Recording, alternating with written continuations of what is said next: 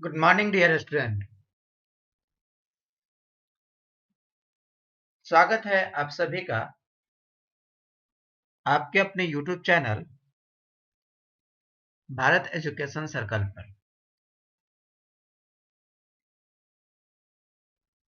आज का क्लास बहुत ही इंपॉर्टेंट होगा। इस क्लास में हम लोग स्टडी करेंगे इनऑर्गेनिक केमिस्ट्री का बहुत बहुत बहुत इंपॉर्टेंट चैप्टर केमिकल काइनेटिक्स को।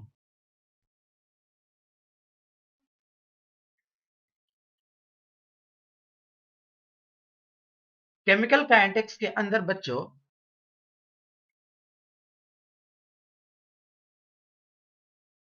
बहुत ही सिंपल और बेसिक कॉन्सेप्ट्स होते हैं जिसे हमें लर्न करना होता है।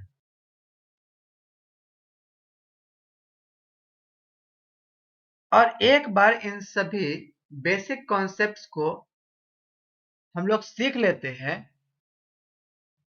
तो पूरी केमिस्ट्री के अंदर इस चैप्टर का यूज होता रहता है। तो इस चैप्टर का हमें अच्छे से स्टडी करना है। तो चलिए शुरू करते हैं, क्योंकि अब होगा हमारा सिलेक्शन। ओके, हमारा मीन्स आप सभी का सिलेक्शन आईआईटी जेईई और नीट के अंदर। प्यारे बच्चों, Bharat education circle scholarship test organise कर रहा है जिसे हम लोगों ने नाम दिया है बीईसी एसटी।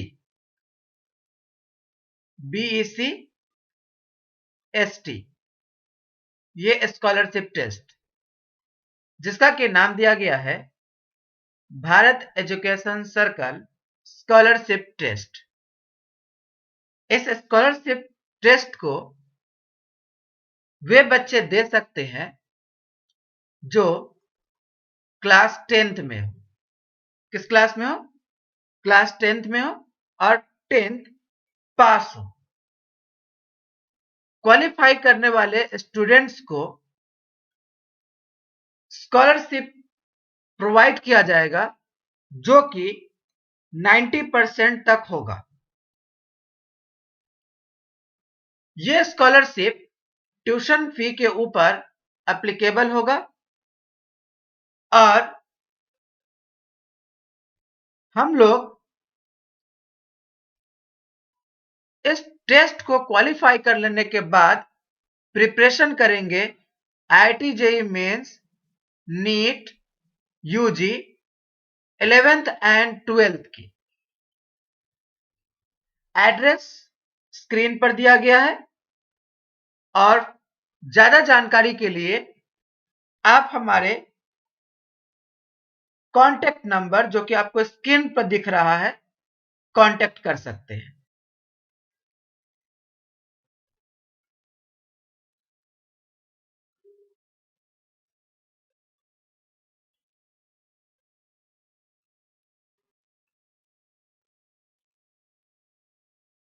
आप भारत एजुकेशन सर्कल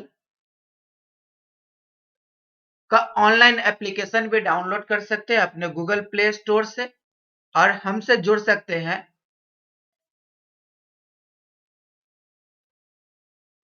सबसे पहले आपको करना होगा प्ले स्टोर से भारत एजुकेशन सर्कल का ऐप डाउनलोड करना होगा। ऐप डाउनलोड कर लेने के बाद आप उसे अपने मोबाइल नंबर से रजिस्टर करेंगे और वहां पर बहुत सारे आपको ऑनलाइन लेक्चर्स मिलेंगे जिसे आप परचेज कर सकते हैं और हमसे कांटेक्ट कर सकते हैं। भारत एजुकेशन फैमिली के साथ आप जुड़कर आप अपने प्रिपरेशन को बेहतर कर सकते हैं। तो चलिए शुरू करते हैं हम लोग आज का अपना क्लास केमिकल बॉन्डिंग बच्चा पेन और पेपर लेकर साथ बैठेंगे, यह बहुत ही इंपॉर्टेंट चैप्टर है और साथ साथ इसे नोट करते हुए चलेंगे। तो चलिए शुरू करते हैं। Chemical bonding. सबसे पहले हम लोग स्टडी करेंगे इंट्रोडक्शन।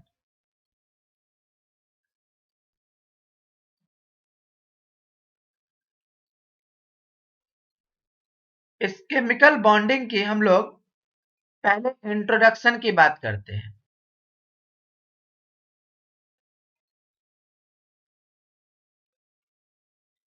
तो जितने भी एलिमेंट्स हैं उसमें नोबल गैसेस को छोड़कर, इनर्ट गैसेस को छोड़कर सभी एलिमेंट इंडिपेंडेंट स्टेट में नहीं मिलते हैं, accept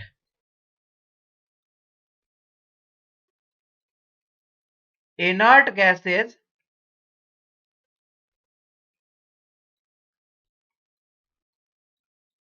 no other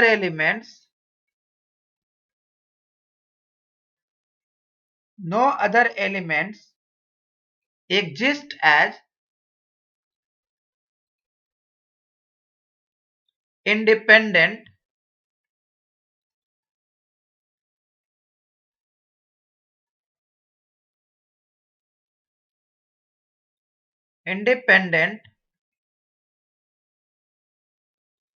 atom under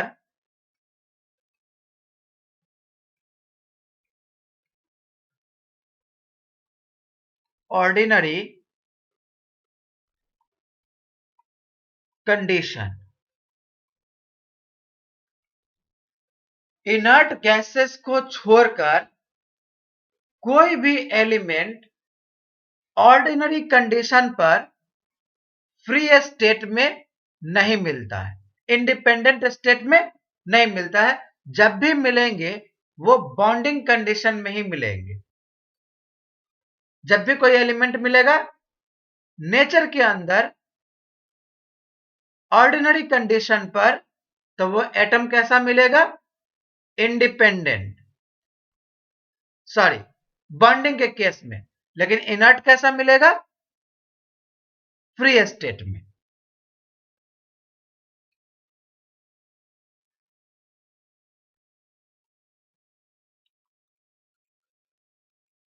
most of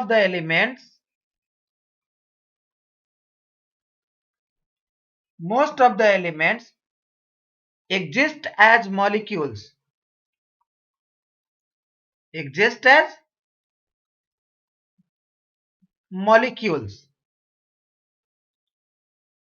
which are cluster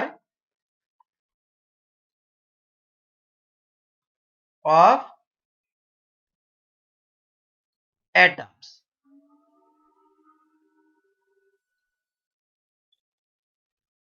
कि जितने भी एलिमेंट्स है वो मॉलिक्यूल्स के फॉर्म में हमें मिलते हैं।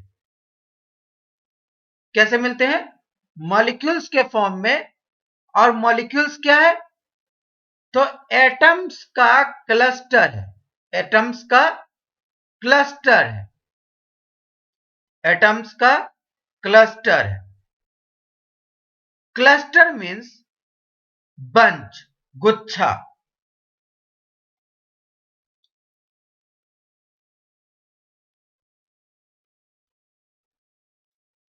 तो ये मॉलिक्यूल कैसे बनता है?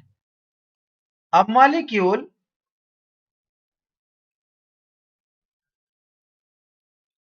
will only be formed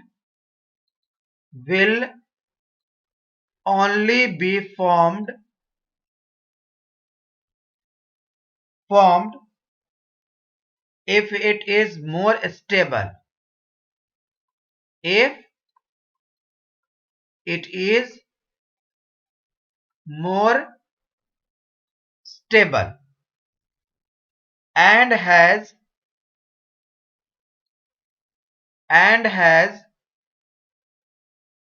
lower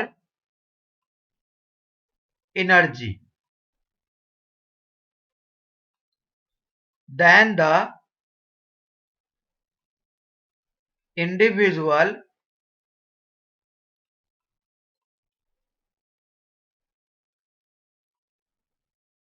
atoms.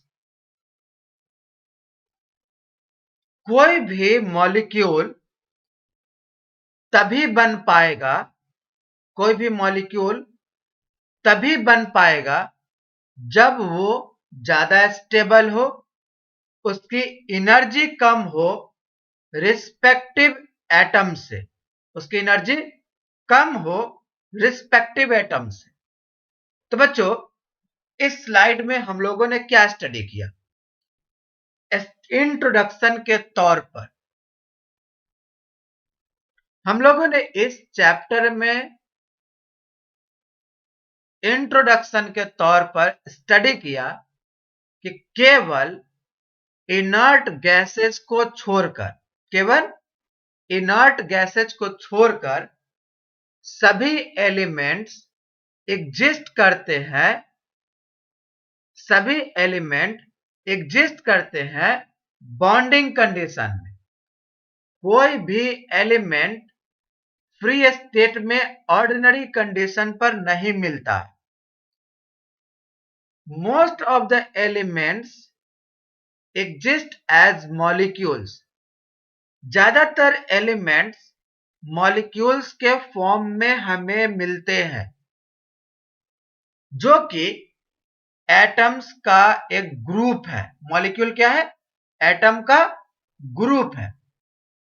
And the molecule will only be form, molecule तभी बनता है जब ये स्टेबल होता है। मॉलिक्यूल स्टेबल होगा तभी उसका फॉर्म होगा, और साथ साथ उसकी एनर्जी अपने रिस्पेक्टिव एलिमेंट से, रिस्पेक्टिव एटम से कम होना चाहिए।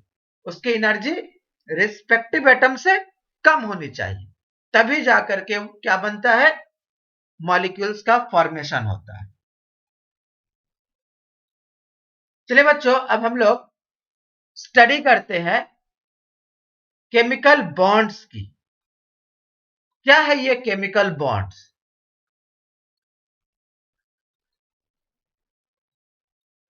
केमिकल बॉन्ड, बच्चों ये जेम्स बॉन्ड नाम सुना है आपने? वो बॉन्ड नहीं है, एलिमेंट्स के बीच बनने वाले बॉन्ड है। एलिमेंट्स के बीच बनने वाले बॉन्ड है। Bond means attractive force, bond means attractive force, a force that act between, a force that act between two or more atoms, two or more atoms, to hold them, to hold them together as a stable molecule.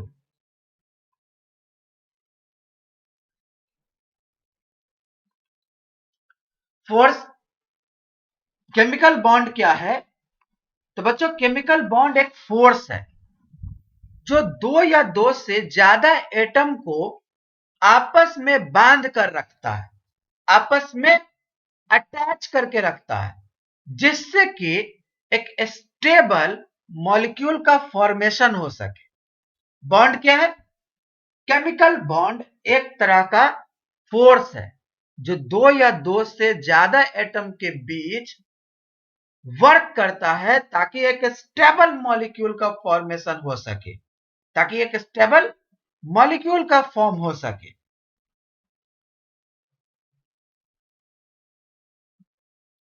It is the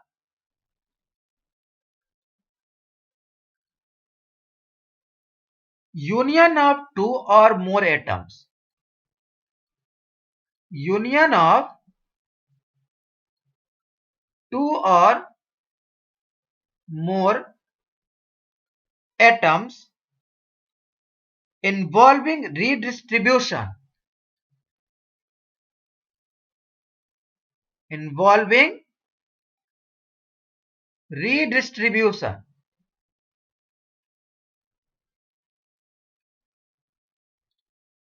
of electron among them.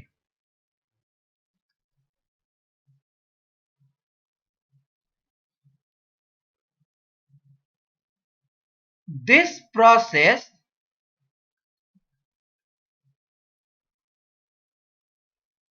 accomplished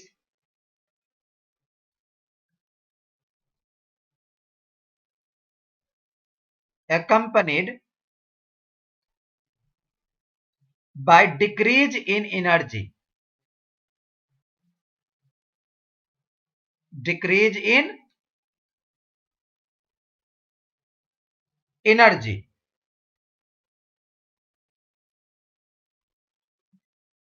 बच्चों, chemical bond क्या है? एक union है, दो या दो से ज्यादा एलिमेंट के बीच एटम का रीडिस्ट्रीब्यूशन हो सके। इस प्रोसेस में एनर्जी क्या होता है? डिक्रीज हो जाता है। बॉन्डिंग के समय एनर्जी क्या होता है? डिक्रीज हो जाता है। तो इसलिए हम लोग कह सकते हैं decrease in potential energy directly proportional to strength of bond. Strength of bond.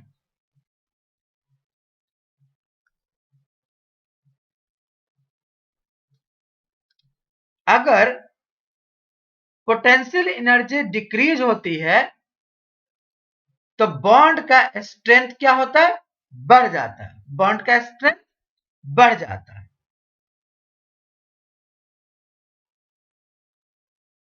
Therefore,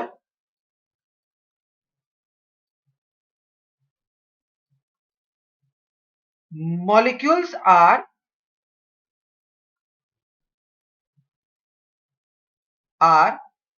more stable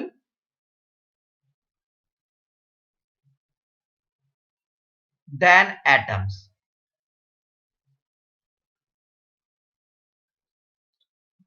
chemical bond बनते समय, केमिकल बॉन्ड का फॉर्मेशन होते समय पोटेंशियल एनर्जी डिक्रीज कर जाता है और बॉन्ड की स्ट्रेंथ बढ़ जाती है। प्यारे बच्चों, उस समय बॉन्ड की स्ट्रेंथ बढ़ जाती है।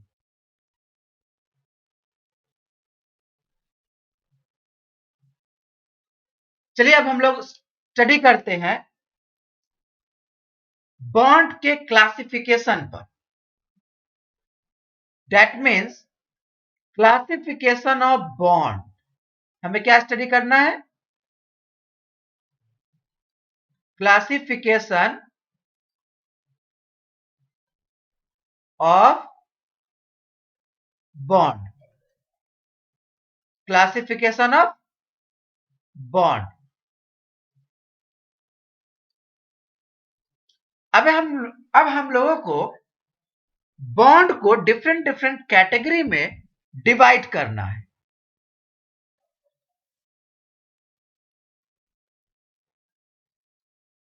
Chemical bond. केमिकल बॉन्ड को बच्चों हम लोग दो ग्रुप्स में डिवाइड करते हैं।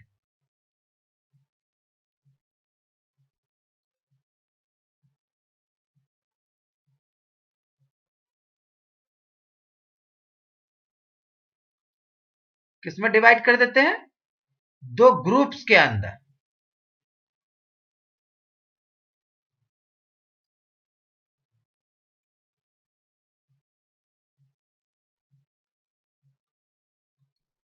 जिसे हम लोग नाम देंगे स्ट्रॉन्ग बॉन्ड और वीक बॉन्ड। बॉन्ड के स्ट्रेंथ के बेसिस पर हम लोगों ने इसे दो ग्रुप्स में डिवाइड किया, स्ट्रॉन्ग बॉन्ड और वीक बॉन्ड। स्ट्रॉन्ग बॉन्ड और weak bond. Strong bond inter atomic bond होता है। इंटर एटॉमिक बॉन्ड होता है। स्ट्रॉन्ग बॉन्ड कैसा होता है? Inter atomic. और वीक बॉन्ड किस तरह का होता है? Inter molecular. Inter molecular. बच्चों, दो एटम्स के बीच लगने वाला बॉन्ड हमेशा स्ट्रॉन्ग बॉन्ड होता है, जबकि दो मॉलिक्यूल्स के बीच लगने वाले बॉन्ड वीक होते हैं। अगर हम लोग इसकी एनर्जी की बात करें तो एनर्जी ये ऑलमोस्ट 200 किलो जूल पर मोल होता है। इसकी एनर्जी कितना होता है? 200 केजी किलो जूल पर मोल। और इसकी एनर्जी, चूंकि ये वीक है, इसलिए इसकी एनर्जी भी ऑलमोस्ट 2 से लेकर के 42 किलो जूल पर मोल है। ओके। अगर हम लोग बात करें तो स्ट्रॉन्ग बॉन्ड को भी फर्दर ग्रुप्स में डिवाइड किया गया है, जिसे हम लोग नाम देंगे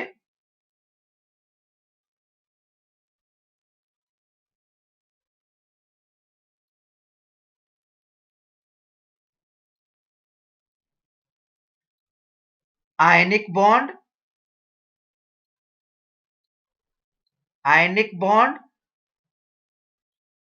covalent bond,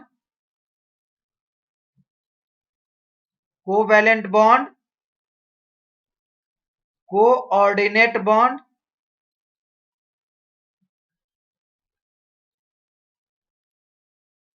metallic bond,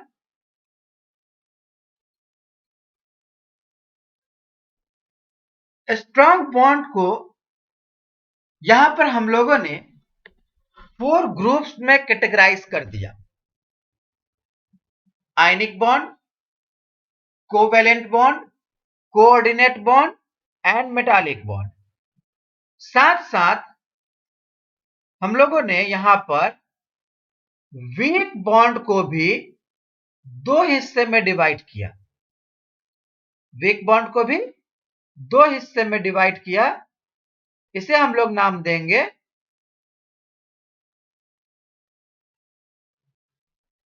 hydrogen bond,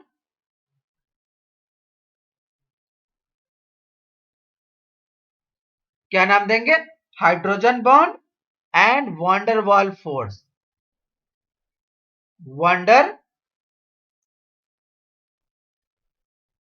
walls force. क्या नाम देंगे बच्चों? Van der Waals force. जो वंडरवॉल फोर्स होता है, ये 2 से लेकर के 8 किलो जूल पर मोल की एनर्जी को शो करता है। और साथ साथ hydrogen bond 8 to 42 kilo joule per mole को शो करता है। और हाइड्रोजन बॉन्ड न्यूट्रल मॉलिक्यूल्स पर वर्क करता है।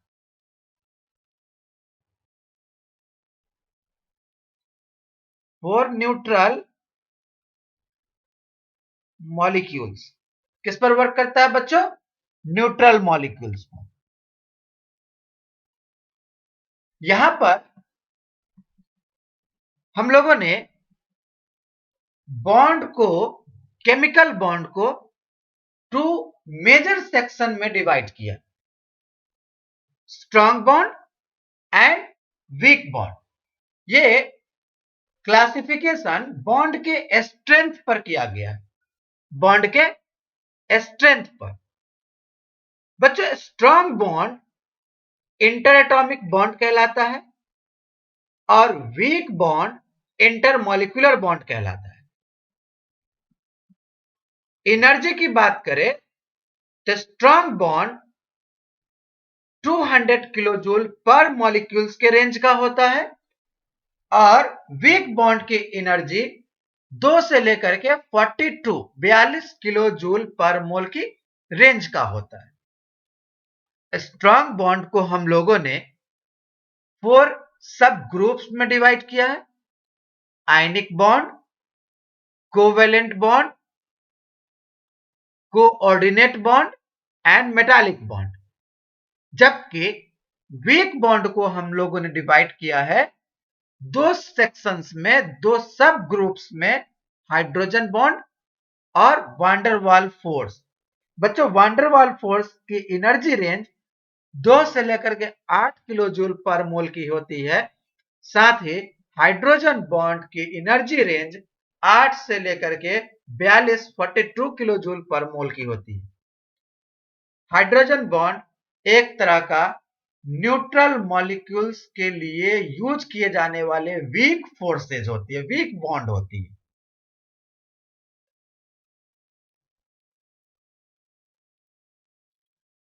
चलिए बच्चों अब हम लोग स्टडी करते हैं cause of chemical combination. Cause of chemical combination. आखिर क्यों बॉन्ड्स बनते हैं, बॉन्ड बनने का रीजन क्या है, यहां पर हम लोग स्टडी करेंगे बॉन्ड बनने की आखिर एक्चुअल रीजन क्या है। कॉज ऑफ केमिकल कॉम्बिनेशन, इसे हम लोग 2 ग्रुप्स में पढ़ेंगे। First, tendency to acquire minimum energy.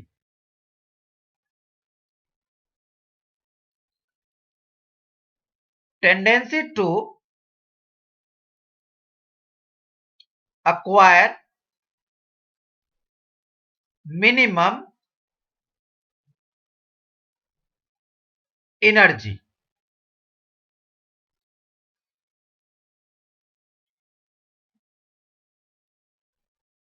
जब बच्चों 2 एटम एक दूसरे के पास आते हैं, 2 एटम एक दूसरे के पास आते हैं, तो उस वक्त एक का न्यूक्लियस किसी दूसरे के इलेक्ट्रॉन को अट्रैक्ट करता है। जब 2 एटम एक दूसरे के पास आते हैं, जब 2 एटम एक दूसरे के पास आते हैं, तो एक का न्यूक्लियस दूसरे के इलेक्ट्रॉन को क्या करता है, अपनी ओर अट्रैक्ट करता है।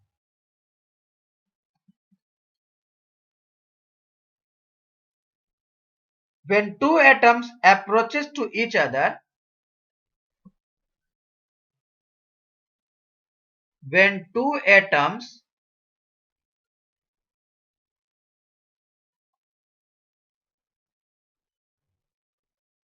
approaches to each other, nucleus of one atom attracts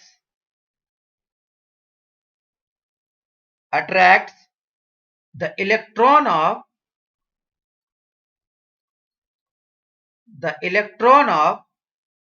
another atoms।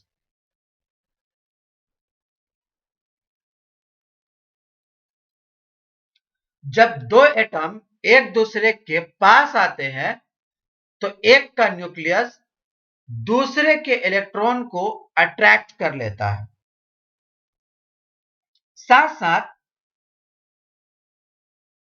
दोनों एटम के न्यूक्लियस एक दूसरे को रिपेल भी करते हैं। 2 nuclei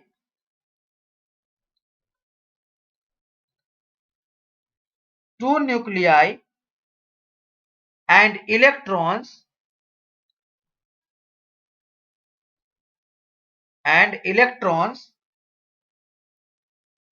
of both atoms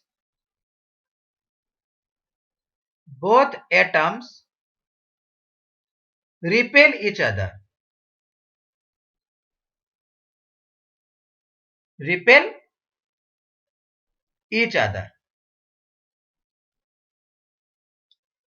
If net result is attraction, if net result is attraction, the total energy of the system, the total energy of the system or molecules decreases and chemical bond forms and chemical bond forms. So attraction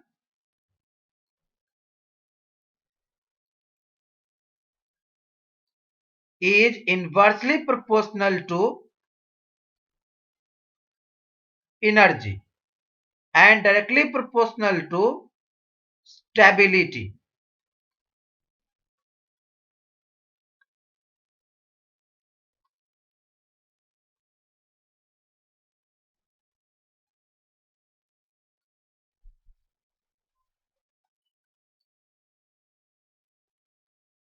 Bond formation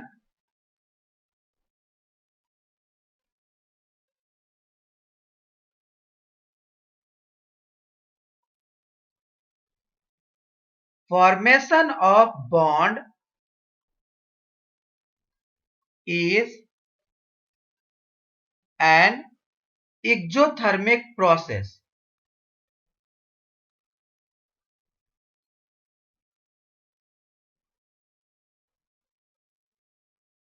इस slide के अंदर बच्चों हम लोगों ने देखा कि जब दो एटम्स एक दूसरे के पास आते हैं तो एक का न्यूक्लियस दूसरे के एटम को क्या करता है? अट्रैक्ट करता है। एक का न्यूक्लियस दूसरे के इलेक्ट्रॉन को क्या करता है? अट्रैक्ट करता है। और साथ साथ दोनों के न्यूक्लियस एक दूसरे को रिपेल करता है और दोनों के इलेक्ट्रॉन भी एक दूसरे को रिपेल करता है। अगर नेट रिजल्ट अट्रैक्टिव हो जाए, नेट रिजल्ट अट्रैक्शन हो जाए, तो उस समय मॉलिक्यूल्स की सिस्टम की एनर्जी डिक्रीज हो जाती है और जैसे ही सिस्टम की एनर्जी डिक्रीज हो जाएगी केमिकल बॉन्ड का फॉर्मेशन हो जाएगा। इसलिए हम लोगों ने यहां पर बात किया कि attraction inversely proportional to energy. जैसे एनर्जी डिक्रीज होगी, एनर्जी डाउन होगी, अट्रैक्टिव फोर्स क्या हो जाएगा? बढ़ जाएगा। और जैसे ही अट्रैक्टिव फोर्स बढ़ गया, हम लोगों ने कहा कि स्टेबिलिटी भी इस मॉलिक्यूल का क्या हो गया? बढ़ गया। और जब कभी भी किसी सिस्टम के अंदर से एनर्जी रिलीज होता है तो ऐसे प्रोसेस को हम लोग एक्सोथर्मिक प्रोसेस कहते हैं। क्योंकि अट्रैक्टिव फोर्स के अंदर बॉन्ड फॉर्मेशन हुआ है और एनर्जी रिलीज हुई है, इसीलिए हम लोग बॉन्ड फॉर्मेशन को एक्सोथर्मिक प्रोसेस कहते हैं। ठीक है, चलिए इसे एक डायग्राम के थ्रू हम लोग समझने की कोशिश करते हैं। ये पहला एटम रहा और ये दूसरा एटम है।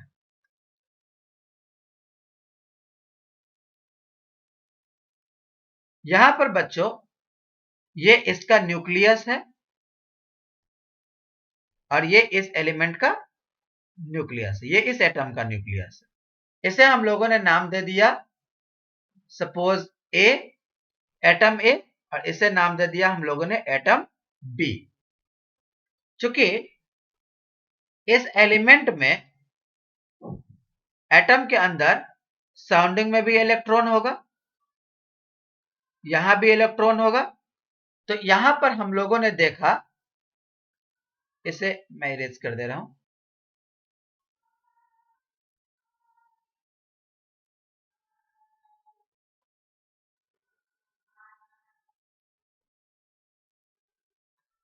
इसे हम लोग यहां पर लिख देते हैं, इस इलेक्ट्रॉन को यहां रिप्रेजेंट।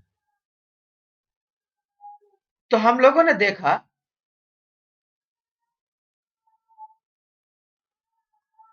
कि इस जगह जो काम कर रहा है फोर्स,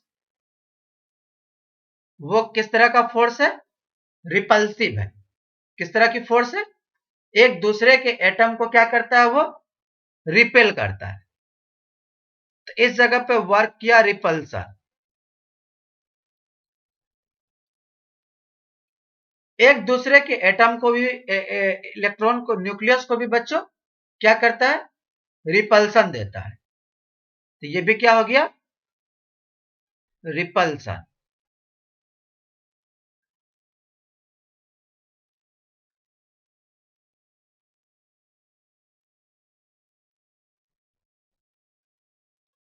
और एक का इलेक्ट्रॉन दूसरे के न्यूक्लियस को क्या करता है? अट्रैक्शन दिखाता है। इस पे क्या दिखाएगा?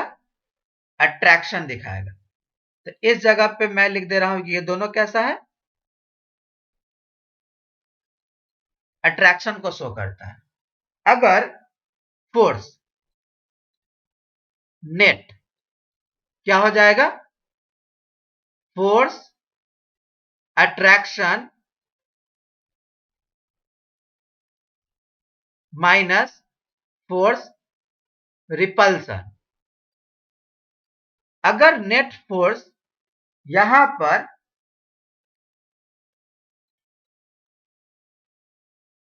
ग्रेटर देन 0 आता है, इसका मतलब है कि फोर्स अट्रैक्शन ज्यादा होगा फोर्स रिपल्सन से। फोर्स रिपल्सन से। तो जब कभी भी अट्रैक्टिव फोर्स से ज्यादा, सॉरी, रिपल्सिव फोर्स से ज्यादा अट्रैक्टिव फोर्स हो जाए, तो उस कंडीशन में हम लोग कहेंगे कि बॉन्ड फॉर्मेशन होगा। क्या होगा बच्चों? बॉन्ड फॉर्मेशन का केस है।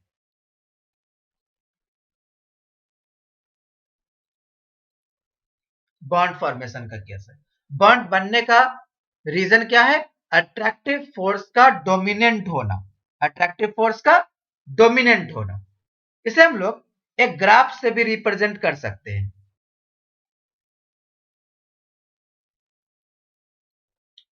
सपोज कीजिए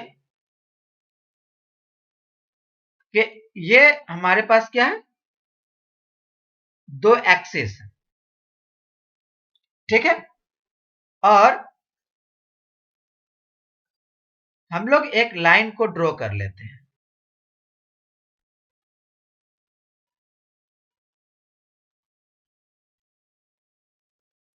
ठीक है। इस जगह पर दो एटम को हम लोग दिखाते हैं कि वो थोड़े थोड़े डिस्टेंस पर है, ठीक है। इस जगह पर हम लोग दिखा रहे हैं कि दोनों एटम जस्ट एक दूसरे को टच करना स्टार्ट किया है। और इस जगह पे हम लोग शो कर रहे हैं कि बॉन्ड का फॉर्मेशन हो चुका है, ठीक है। हम लोगों ने यहां पर एटम को देखा,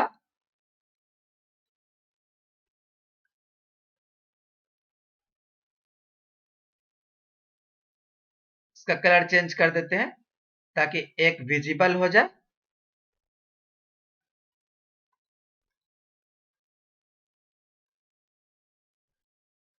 चलो बच्चों, यहां पर जो रेड है, रेड है, और एक साथ साथ क्या है, ब्लैक है। तो हम लोग यहां पर रेड वाले को एटम ए ले लेते हैं, एटम ए, और इस ब्लैक वाले को एटम बी कह देते हैं।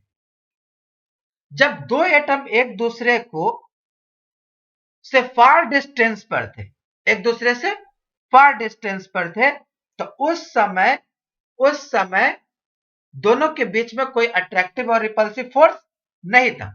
जब एक दूसरे के करीब आना स्टार्ट हुए तो ये ग्राफ कुछ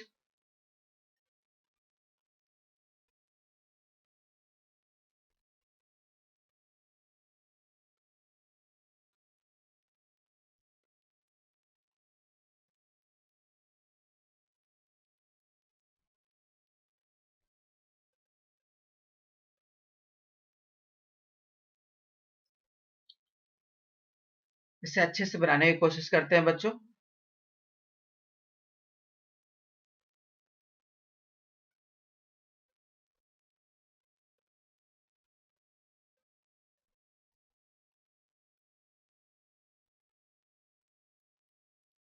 ऐसे, ठीक है। यहां पर हम लोग देख रहे हैं, पहले मैं इसे मेंशन कर लेता हूं।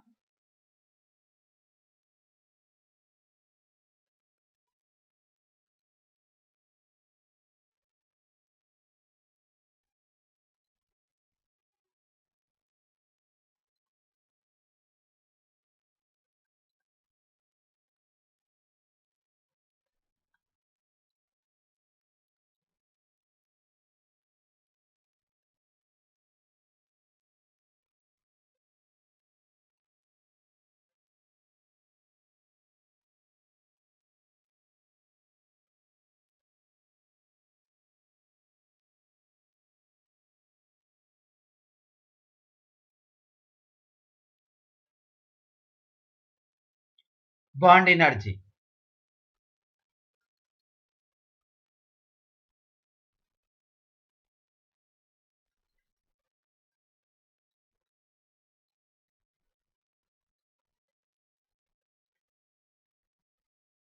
देखिए, जब दोनों एटम एक दूसरे से डिस्टेंस पर था, जब दोनों एटम एक दूसरे से डिस्टेंस पर था,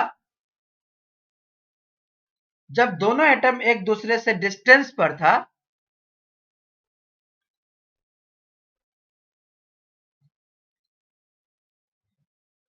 तो उन लोगों के बीच में कोई बॉन्डिंग नहीं था। जब वो एक दूसरे के पास आना स्टार्ट हुए, डिस्टेंस डिस्टेंस इंटरन्यूक्लियर डिस्टेंस को कम किया, तो दोनों एक दूसरे के पास आना स्टार्ट हुए, और जैसे ही पास आया तो एनर्जी देखिए डिक्रीज कर रही है।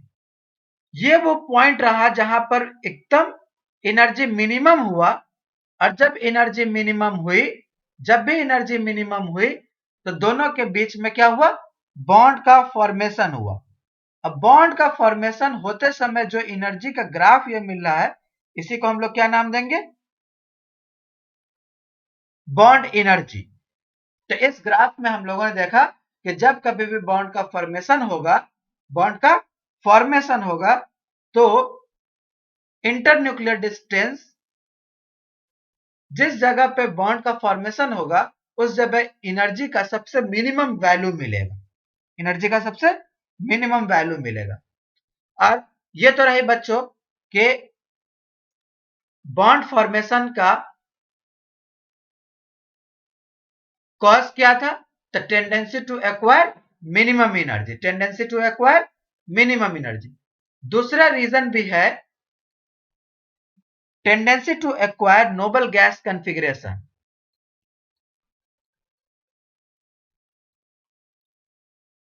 Tendency to acquire noble gas configuration,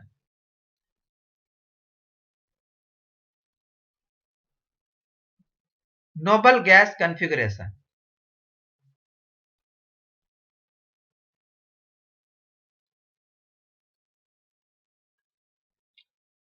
Atoms combine to acquire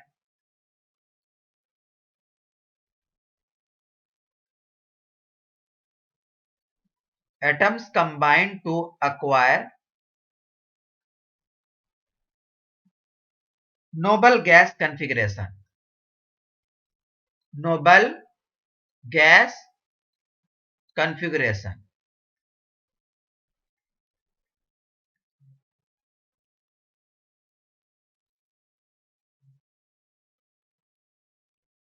Only outermost electron, that is Ns, Np, N-1d shell electrons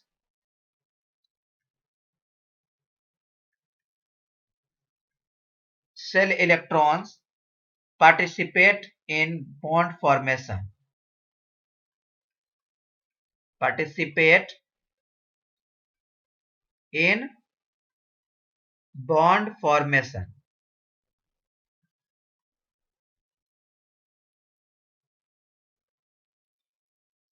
Inert gases element do not participate in bond formation. Inert gas elements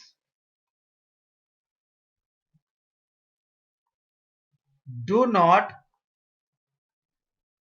participate in bond formation.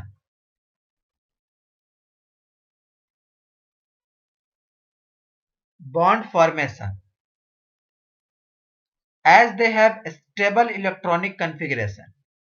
As they have stable electronic configuration.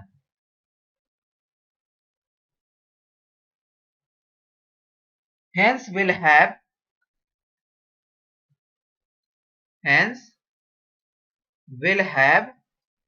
minimum energy.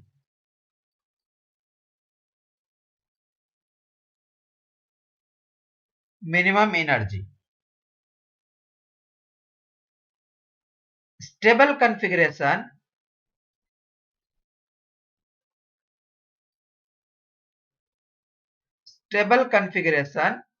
that is NH2